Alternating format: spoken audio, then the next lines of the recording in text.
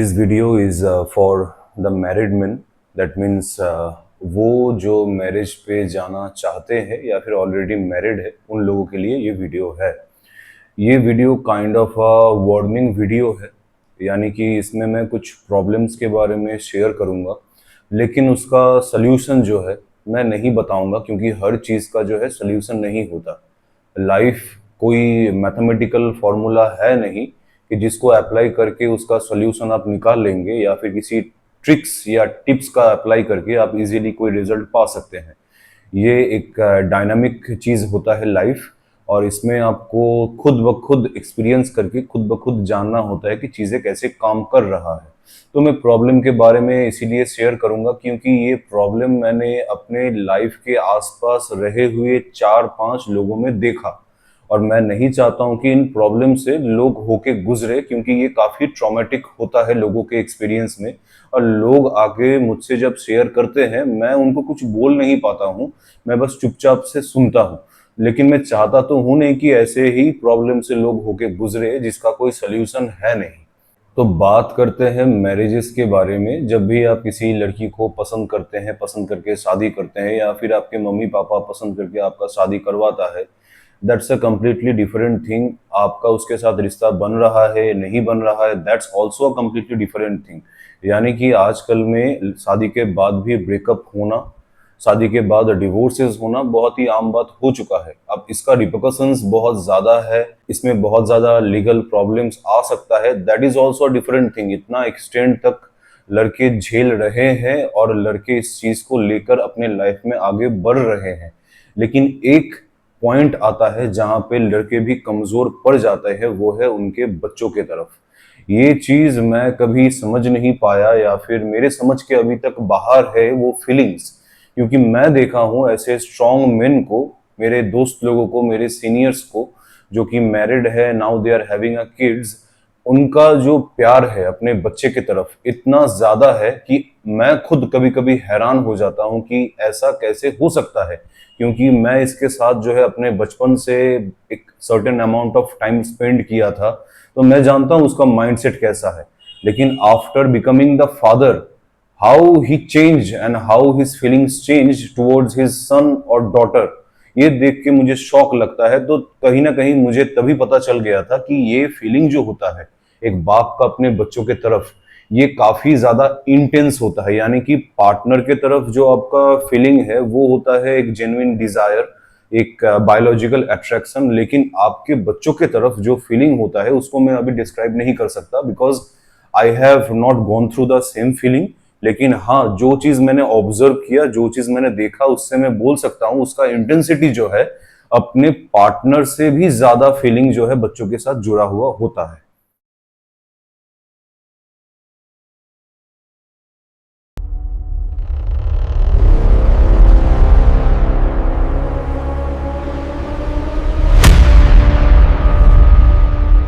अगर आपका मैरिज जो है ब्रेक हो रहा है, यानी कि आपका बॉन्डिंग आपके पार्टनर के साथ सही नहीं है, तो इस चीज का रियलाइजेशन आपको एक ही महीने में हो जाएगा। ऐसा नहीं कि आपको 5 साल बाद पता चलेगा कि the partner is not suitable for me.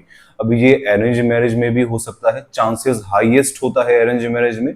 और लव मैरिज में भी जाके ये चीज देखा जाता है कि हाँ, लव मैरिज में भी जो है दोनों फॉलिंग अपार्ट हो रहे हैं, दोनों एक दूसरे से अलग जा रहे हैं। तो उस टाइम पे लोग, सोसाइटी या फिर आपके पेरेंट्स आपको कन्विंस कर सकते हैं कि ये झमेला, ये झगड़ा इसलिए हो रहा है क्योंकि तुम लोगों के बीच में कोई बच्चा है नहीं। तो वो लोग ये कन्विंस करते और समझाते हैं कि बच्चा हो जाएगा तो सब सही हो जाएगा।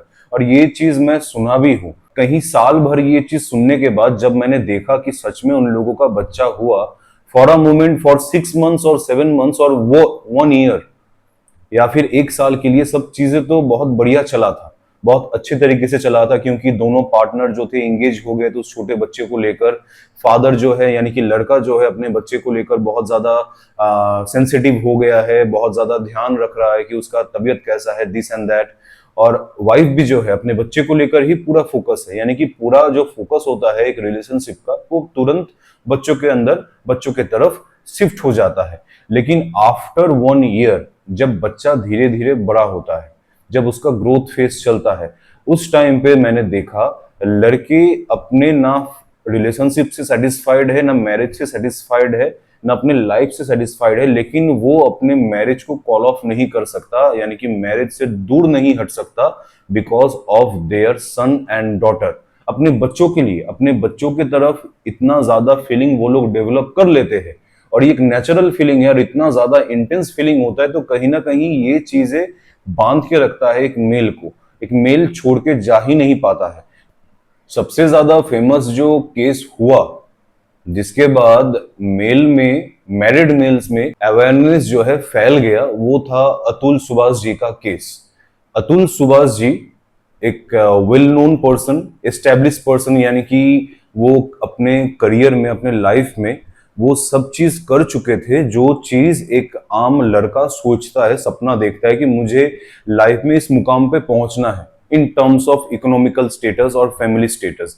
लेकिन उनका पर्सनल लाइफ खराब था, वो अलग, उनके ऊपर लीगल चार्जेस था, वो भी अलग। लेकिन ट्रॉमाटाइज्ड वो सबसे ज्यादा तब हुए थे जब उनको अपने बच्चों से दूर किया गया। और यहां तक कि मैं अगर अपने खुद के लाइफ के ऑब्जर्वेशन की बात करूं, तो मैंने भी देखा कि मेरे भी सीनियर्स और मेरे भी सर्कल में जो जो भी मैरिड मेन है, मुझसे यही चीज आके कंप्लेन करते हैं या फिर बताते हैं कि देख भाई, मैं अगर सिंगल रहता, यानी कि मैं अगर फादर ना रहता इस बच्चे का, तो मैं कब का जो है घर छोड़ के चला जाता या फिर रिश्ते को तोड़ देता। Because of my kid I can not break my relationship. अभी बच्चे के लिए इस इंसान को पूरा जिंदगी भर झेलना होगा, इस फीमेल को जिसके साथ उसका बन नहीं रहा है।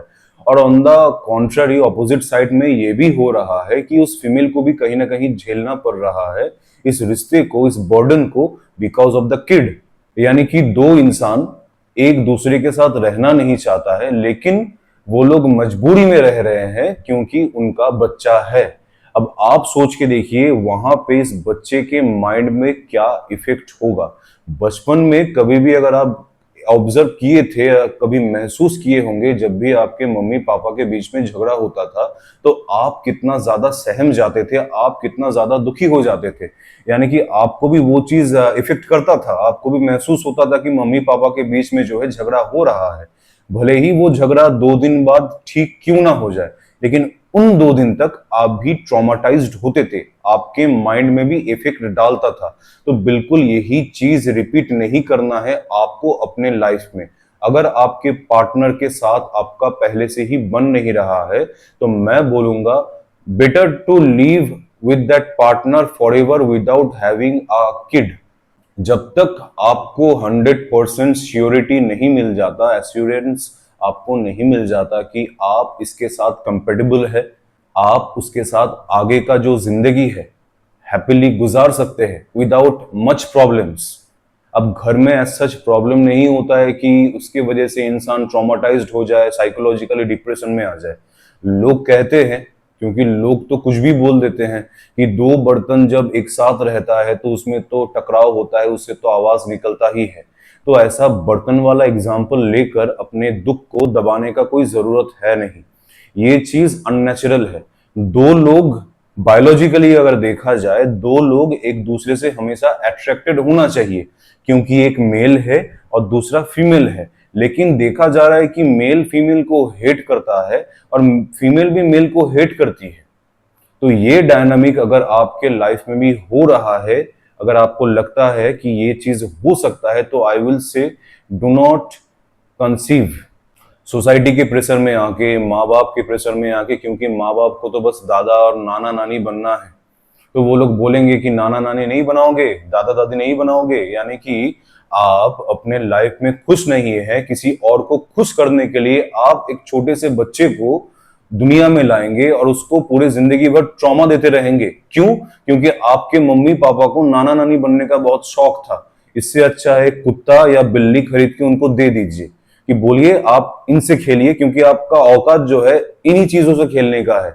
मैं किसी बच्चे को इतना ज्यादा सफर नहीं करवा सकता क्योंकि मेरा किसी लड़की के साथ बन नहीं रहा। तो इस पे कोई भी नेगोशिएशन नहीं होना चाहिए, इस पे कोई भी चीज आपको कन्विंस नहीं करना चाहिए कि बाद में जाके चीजें ठीक हो जाएगा। अगर अभी प्रेजेंट टाइम में चीजें सही नहीं है या फिर पास्ट में भी आपने देखा था कि चीजें बिगड़ता है और ये एक रिकरेंट फैक्टर है, यानी कि ये चीज बार बार रिपीट में होता है आपके लाइफ में, तो I will say be strict, do not take any issue, यानी कि आपको बच्चा लेना ही नहीं चाहिए, क्योंकि आप नहीं चाहेंगे कि जिस चीज से आप जिंदगी भर सफर किए हैं वही चीज से आपका बच्चा भी सफर करे। आप मेंटली काफी स्ट्रांग हैं, आप काफी ज्यादा ब्रेकअप झेल चुके हैं अपने लाइफ, बहुत सारे ट्रॉमेटिक सिचुएशन को ओवरकम भी किए हैं, तो आप ऑलरेडी पावरफुल बन चुके हैं। लेकिन सोच के देखिए, एक मासूम सा बच्चा, एक छोटा सा बच्चा जिसको दुनिया के बारे में कुछ पता ही नहीं है, वो आके देखेगा कि मेरे मम्मी और पापा में बनता नहीं है, 10 दिन सही रहता है तो बाकी 20 दिन जो है घर पे झगड़ा होता है, तो उसके माइंड पे क्या इफेक्ट आएगा, उसके लाइफ के एक्सपीरियंस में क्या इफेक्ट आएगा। आपको तो हक नहीं है किसी का लाइफ खराब करने का। कुछ बेवकूफ ऐसे भी होते हैं, हर चीज अपने लाइफ में होने देते हैं और होने देने के बाद उसको बोलते हैं ये तो मेरा कर्म था। अब कर्म में ऐसा लिखा हुआ है, भाग्य में ऐसा लिखा हुआ है, इसीलिए मेरे साथ ऐसा हो रहा है, तो इस बच्चे के साथ भी ऐसा ही हो रहा है, अब मैं क्या करूं। तो ऐसा भी बेवकूफ नहीं होना चाहिए कि कर्म और भाग्य में आप चीजें छोड़ दे। जब आपको समझ में आ जाता है कि ये डायनामिक जो है आगे नहीं चल सकता, या फिर आपका मैरिज जो है लॉन्ग टर्म के लिए है नहीं, कभी भी कुछ भी हो सकता है, या फिर मेरा कंपेटेबिलिटी जो है मेरे पार्टनर के साथ है नहीं, तो किसी के बातों में आके, किसी के द्वारा कन्विंस होके अपने लाइफ में एक छोटा सा बच्चा लाना बहुत ही बड़ा बेवकूफ़ी का काम है। और मैं बोलूंगा, अगर कुछ क्राइम अगर है, मॉरली अगर कुछ क्राइम है, तो this is a biggest crime you can ever make to a child. If you want to talk to me about your marriage and your relationship or any type of problem, you can communicate with me by clicking the link in the description. That's it for today.